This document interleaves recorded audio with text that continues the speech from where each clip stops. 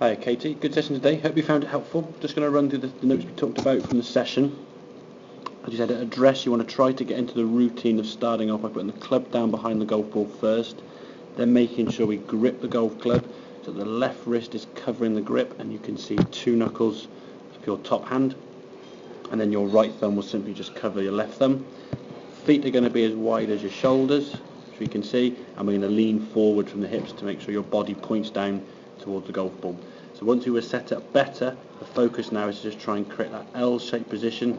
I can see here now in the left arm and the golf club, creating a lever with the wrist hinging, and that's going to create a bit of power. Now the only criticism of this movement here now, if we look at your head position to start with, your head over the ball to start with, as we move the golf club back, we just tend to move off that as we move back. Ideally, if we can try and stay in that circle as we swing the golf club, then we can just maintain that position to come back to the golf. But in this case, we have to try and move a long way back.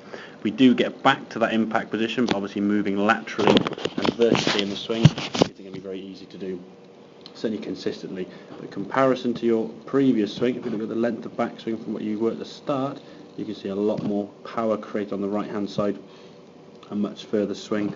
Obviously get the ball a lot further with that method. So just make sure we get that routine correct. Start off by putting the club down, as we said. Take that extra second on each thing to make sure it's correct before you move on to the next one, and the more you do that, the quicker you will get. And then when you swing the golf club, the only thought needs to be just to hinge those wrists up in the backswing, so we create that L shape, and that's going to give us some power to hit the golf ball. As you said, 50 yards would be a good starting point, and that's what will be a target to aim towards. So hope that all makes sense. Any questions, give me a shout, and I'll see you soon.